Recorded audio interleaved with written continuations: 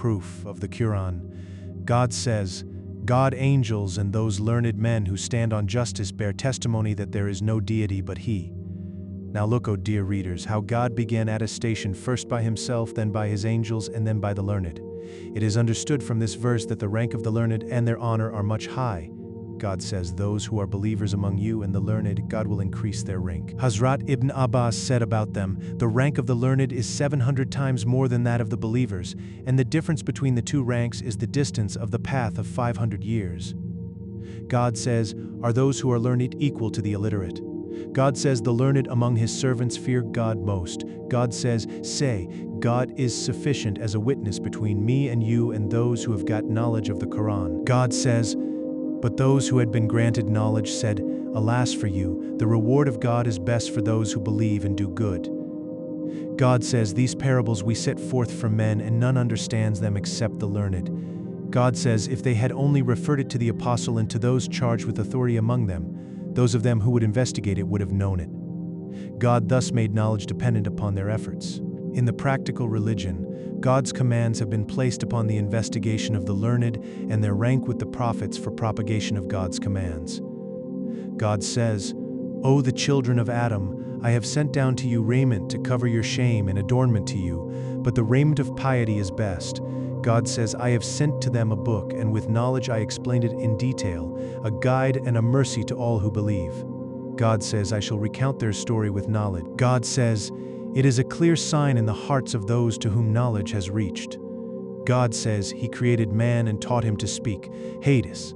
The Holy Prophet said, God gives knowledge of religion and guidance to truth to one whose good He intends. He said, the learned are the heirs of the prophets. From these it is understood that there is no rank above the rank of prophethood, and there is no honor higher than its inheritance. He said, whatever is in heavens and the earth seeks forgiveness for the learned. So the angels of heaven and earth remain busy in seeking forgiveness for the learned, and they remain busy with themselves. What can be greater than this rank? The prophet said, wisdom increases the honor of the noble and exalts a servant as high as to raise him to the level of kings. From this tradition it is understood that even in this world the fruits of learning can be enjoyed. This is also true that the hereafter is better and more lasting than this world. The Holy Prophet said, two traits of character are not united in a hypocrite: good guidance and knowledge of theology. The meaning of theology or jurisprudence will be discussed soon. The lowest knowledge of a jurisprudent is that the hereafter is better than this world. When this knowledge will prevail over him, he will be free from hypocrisy and show. The prophet said, the best of the people is a believing learned man who does good when sought for, and when the people keep away from him, he also keeps away from them. He said, belief is without dress, and its dress is God-fear. Its ornament is shame, and its fruit is knowledge. He said, the learned and the warriors are nearest to the rank of prophethood. The learned have been sent for which the prophets were sent. They are guides to the people, and the warriors wage war in the path of God with their arms like the apostles. He said, the death of a people is easier than the death of one learned man. He said, men are like the mines of gold and silver. Those who were best in the days of ignorance are the best in Islam, provided they have got the knowledge of theology. He also said, I shall intercede on the day of resurrection and be a witness for one who commits to memory 40 traditions out of my followers and transmits these to them. The Holy Prophet said, the ink of the learned will be weighed against the blood of the martyrs on the resurrection day. He said, whoever of my followers commits to memory 40 traditions will meet with God as a learned theologian. He said, God is sufficient for the worries of one who acquires knowledge of God's religion. He gives him provision from a source which he has never conceived. He said, God revealed to Abraham, O Abraham, I am all-wise and I love every wise man. He said, a learned man is a trust of God on earth. He said, there will be two groups among my people. When both the groups are good, the people are good, and when they are corrupt, the people become corrupt, the rulers and the theologians. He said, should the day come wherein my knowledge for nearing God does not increase, let not the sun rise on that day. The superiority of a learned man over a worshipper is like my superiority over the ordinary men. So see how he linked knowledge with prophethood, and how he belittled the rank of the learned man without action, even though a worshipper is worshipping always, and he would not have worshipped had he not possessed knowledge. He said, the superiority of a learned man over a worshipper is like the superiority of moon over the stars. He said, "There will intercede on the resurrection day the prophets, then the learned, and then the martyrs. So the rank of the learned is next to that of the prophets and higher than that of the martyrs." The Holy Prophet said, "God has not given any man more excellence than the knowledge of religion, and one theologian is more formidable to the devil than 1,000 worshippers." Everything has its foundation, and the foundation of this religion is knowledge of theology. He said, "The best part of your religion is its easiest, and the best worship is the acquisition of religious knowledge." He said, "The superiority of a believing learned man over a believing worshipper is 70 degrees. He said, "You are living in an age wherein the theologians are many, the Quran readers and the preachers are few, the beggars are few and the givers are many, wherein deeds are better than knowledge. But soon there will come over you such an age wherein the theologians will be few, the preachers and the Quran readers many, the givers few and the beggars many, wherein knowledge will be better than deeds." He said, "There is difference of 100 degrees between a worshipper and a learned man. The distance between 2 degrees is as the run of a racing horse for 70 years. The Holy Prophet was once asked, "O Prophet of God, which action is best?" He said, "Knowledge." He was then questioned, "Which knowledge do you mean?" He said, "Knowledge about God." They said, "We ask you about action, but you speak of knowledge." The Prophet said, "With your knowledge of God, a few actions will suffice, and your ignorance about God will not suffice, even though actions are numerous." He said, "On the day of resurrection, God will raise up the worshippers and the learned men. He will say, 'O the congregation of the learned men, I have not imbued you with my knowledge, but for my knowledge about you. I have not placed knowledge in you in order to punish you. Go, I have forgiven you." Sayings of the sages. Hazrat Ali said to Kamil, "O Kamil, knowledge is better than wealth. Knowledge guards you, but you are guarding wealth. Knowledge dispenses justice, while wealth seeks justice. Wealth decreases with expense, while knowledge increases with expense." He said, "A learned man is better than one who prays and fights in the way of God. When a learned man dies, such a calamity befalls on Islam which cannot be removed except by his successor." Hazrat Ali said in poems, "Glory is due to none other than to the learned. Guided are they and proofs to the seekers of guidance. Everybody is honored proportionate to his knowledge, but the illiterate are disgraced as enemies of the learned. Acquire knowledge, you will be immortal. All men are dead, only the learned are alive." The sage Ibn Aswad said, "Nothing is more honorable than knowledge. While the kings rule over the people, the learned rule over the kings." Hazrat Ibn Mubarak was asked, "Who are men?" He replied, "The learned." He was again asked, "Who are kings?" He replied, "The ascetics." He was again asked, "Who are the meanest?" He said, "Those who exchange the religion for the world." He did not consider anybody as a man except the learned. Knowledge distinguishes men from the lower animals, and it is only for knowledge that men are honored. This honor is not due to a man for his physical strength, because a camel is physically stronger than a man. This honor is not for his large body, as the body of an elephant is bigger than that of a man. This honor is not on account of his bravery, as a ferocious beast is braver than a man. This honor is not for his strength of too much eating, as the stomach of an ox is bigger than that of a man. This honor is not for his strength of sexual passion, as a sparrow has got more strength for coition than that of a man. This honor of a man is on account of his knowledge and intellect." The Holy Prophet said, "Whoever has been given the Quran and thinks that anyone has been given something better, he has degraded what God has exalted." Once the Saint Fathul Musoli was asked, "Does not a sick man die for want of food, drink, and medicine?" The people said, "Yes." He said, "Such is the condition of heart. When the heart is not given wisdom and knowledge for 3 consecutive days, it dies. It is a veritable truth that the food of the heart is knowledge and wisdom. As food keeps the body alive, these 2 things similarly keep the heart alive. He who misses knowledge has got his heart diseased, and its end is its death, but he does not understand it. When he leaves the world and its works, his power of sense goes away, just as excessive fear keeps one forgetful for a moment of the pangs of wound. But when death takes away the burden of this world from a man, he repents at the advent of his death, but it comes to no use. His condition is just like that of one who does not feel any pain in a swoon, but as soon as he recovers from his swoon, he begins to feel pain. Men are in sleep, but they are awake at death." The sage Hassan Basri said, The ink of the learned will be weighed against the blood of martyrs, and then it will be found that the ink of the learned is heavier than the blood of the martyrs.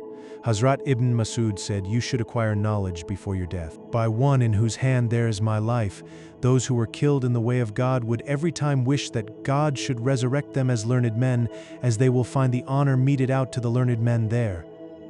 Nobody is born learned. Learning is to be acquired." Hazrat Ibn Abbas said, "To discuss about learning in a portion of night is dearer to me than to keep awake throughout the night in prayer." Hazrats Abu Huraira and Imam Ahmad held this view. God advised us to pray thus, "O God, give us good in this world and good in the hereafter." In explaining good in this verse, Hazrat Hassan Basri said that it means knowledge so far as this world is concerned and paradise so far as the hereafter is concerned. Certain wise man was once asked, "Which thing is to be hoarded?" He replied, "That thing which will remain with you even if your boat capsizes, that is knowledge." Quran. God says, if a party from every band of them remained behind, they could devote themselves to the religion. God says, if you know not, then ask those who have got knowledge of the book. Hadith. The Holy Prophet said, if a man seeks the path of acquiring knowledge, God guides him to a path leading to paradise. He said, angels spread their wings out of cheer for the seeker of knowledge. He said, to rise up at dawn and learn a section of knowledge is better for you than to pray 100 rakats. He said, if a man learns a chapter of knowledge, it is better than the world and its contents. He said, seek knowledge even if it be in China. He said, to seek knowledge is compulsory on every Muslim male and female. He said, knowledge is a treasure house and its key is inquiry. So inquire, and there are rewards therefore for 4 persons, the inquirer, the learned man, the audience, and their lover. He said, the ignorant should not remain silent over their ignorance, nor the learned over their knowledge. He said, to be present in an assembly of a learned man is better than praying 1,000 rakats, visiting 1,000 sick men, and attending 1,000 funerals. The Prophet was asked, O Messenger of God, is it better than the reading of the Quran? He said, what benefit can the Quran do except through knowledge? He said, he who seeks knowledge to revive Islam and dies in that condition, there will be the difference of only 1 step between him and the prophets. Sayings of sages. Hazrat Ibn Abbas said, when I sought knowledge, I became degraded, but when I was sought for knowledge, I became exalted. Ibn Mubarak said, I wonder for one who does not seek knowledge. How can he call himself towards honor? A certain wise man said, I do not feel sympathy for anybody more than 2 persons, one who seeks knowledge but does not understand it, and another who understands knowledge but does not seek it. Hazrat Abu Darda said, to learn 1 point is better than to pray the whole night. He said, either be a learned man or a student or an auditor, but not anything else. Hazrat Omar said, the death of 1,000 persons who pray all the nights and fast all the days is a lesser calamity than the death of 1 learned man who is versed in lawful and unlawful things of God. Imam Shafi'i said, to seek knowledge is better than optional prayers. Hazrat Abu Darda said, he who thinks that to go at dawn in search of knowledge is not jihad is deficient in intellect. Quran. God says when they return to them, they warn their people so that they may guard themselves. It means teaching and guidance. God says, remember when God took a covenant from the people of the book, you shall surely make it known to mankind and not conceal it. It shows that teaching was binding on them. God says, a party from them conceal the truth although they know it. This shows that concealing truth is unlawful. God says, don't conceal evidence, for whoever conceals it is wicked at heart. The Prophet said, God does not give a learned man any knowledge until he takes from him a covenant, as he took covenant from the prophets, namely to make it known to the people and not conceal it. God says, who is better in speech than one who calls towards God and does good? God says, call towards the way of your Lord with wisdom and good sermon. God says he teaches them the book and wisdom hadith. The Holy Prophet said to Muaz when he was about to start for Yemen, if God gives guidance to a man through your help, it is better than the world and its contents. He said, if a man learns a section of knowledge to teach it to the people, he will be given the rewards of 70 siddiqs. Jesus Christ said, he who acquires knowledge, acts up to it, and teaches it to the people, will be called great in the kingdom of heavens. The Prophet said, on the day of resurrection, God will say to the worshippers and the warriors, enter paradise. The learned will then say, by virtue of our learning you have worshipped and fought. God will then say, you are like some of my angels. intercede, and your intercession will be accepted. So they will intercede and enter paradise. This rank they will get for that knowledge which reached others, and not for the knowledge which did not reach others but remained with them. The prophet said, God will not take away knowledge from men after he has given it to them. Rather, he will withdraw it after taking the lives of the learned men.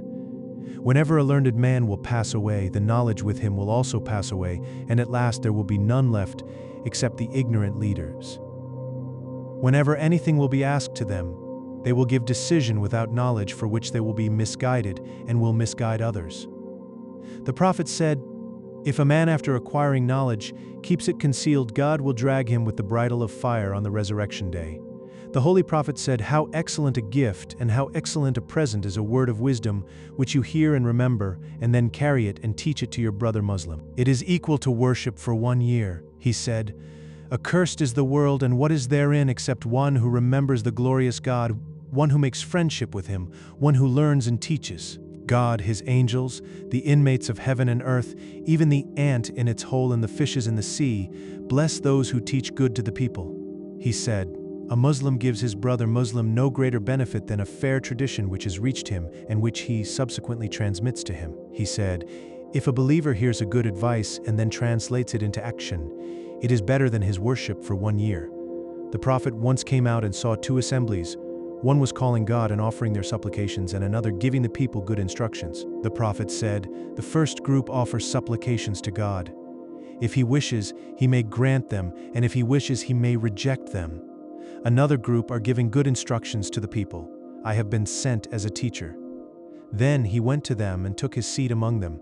The prophet said, the simile of guidance and knowledge with which God sent me is like that of profuse rain falling upon a certain locality. One spot became full of water, and consequently abundant herbs and grasses grow therein. The ditches and the canals in another spot reserve water, and God gives benefit to mankind therewith. They drink water therefrom, irrigate their lands, and grow crops. Then there's a spot which neither hoards water nor grows any grass and herb. The first simile is that of a man who gets benefit from his knowledge. The second simile is that of a man who does benefit to others. The third simile is that of a man who is deprived of both the benefits. The prophet said, one who guides towards something good is like one who does it. The Holy Prophet said, when a man dies, all his actions stop except 3. First, a permanent endowment for charity. Second, useful knowledge. And third, righteous successors. He said, there is no envy except for 2 persons. First, one whom God has given knowledge according to which he conducts himself and teaches it to the people. And second, one whom God has given wealth and power to spend it, and he spends it in good deeds. He said, may God's mercy be upon my successors. He was asked, who are your successors? He said, those who love my ways and teach them to the people. And one whom God has given wealth and power to spend it, and he spends it in good deeds. He said, may God's mercy be upon my successors. He was asked, who are your successors? He said, those who love my ways and teach them to the people. Hazrat Omar said, he who learns a hadith and induces one to act up to it will get the rewards of one who translates it into action. Hazrat Ibn Abbas said, if a man teaches good to the people, everything seeks forgiveness for him, even the fishes of the sea. A certain wise man said, a learned man is an intermediary between God and men. So see how he acts as an intermediary. A learned man said, the learned men are the lights of the ages. Each is a light in his own time, giving light to the people of his time. Hazrat Hassan Basari said, but for the learned, the people would have been animals. In other words, learning takes a man to the limit of humanity from the limit of animality. The Prophet said, as reported by Muaz B. Jabala, acquire knowledge, because its acquisition is fear of God, search for it is worship, its study is praise, search for it is jihad, teaching it to him who does not know is almsgiving, imparting it to those who are worthy is meritorious.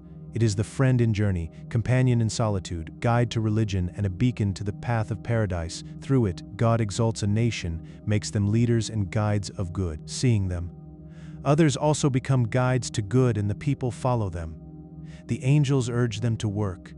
Everything, dry and fresh, seeks forgiveness for them, even the fishes in the sea, insects and worms, beasts in forests, cattle and sheep, and even the stars in the sky seek forgiveness for them. Knowledge gives life to a dead heart. It is a light of eyes in darkness and gives strength to the body after removing weakness. By its help, a man reaches the rank of the pious. To think of it is like fasting, and its study is like prayer. By its help, God is obeyed and worshipped.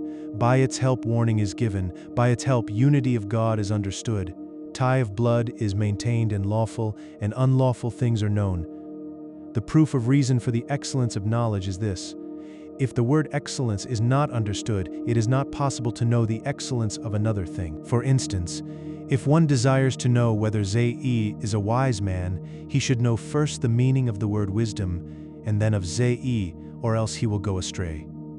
Excellence is the additional quality of a thing which has got no defect. It is said that a horse is better than an ass. If the quality of carrying loads is taken, both are the same, but a horse has got some additional qualities which are not found in an ass, the quality of running fast and physical beauty. An animal is sought for its quality and not for its body. Now understand why knowledge is better.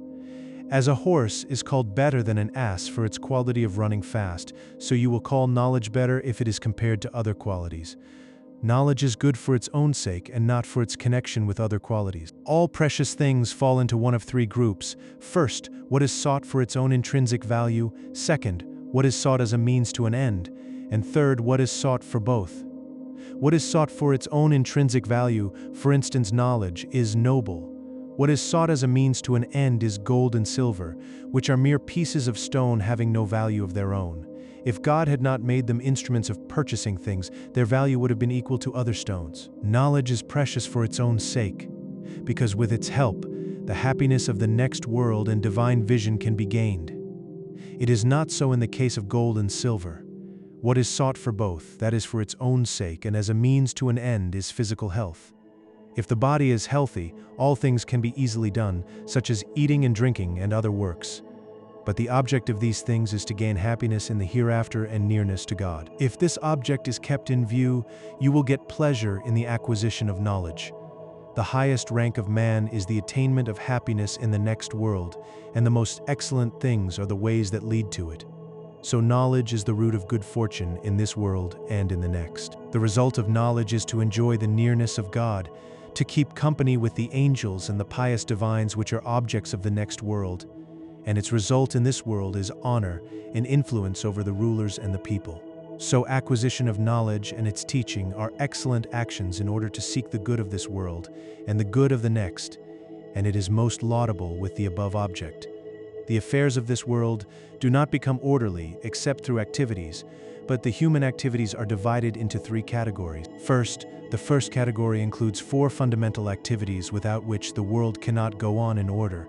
Agriculture for raising foodstuffs for maintaining lives, weaving for manufacturing clothes, architecture for building houses, and government for regulating human relations for living in peace and harmony. Second, the second category includes such activities as are helpful to the above-mentioned activities, such as iron crafts or plows for cultivation, instruments for spinning and weaving clothes and other implements.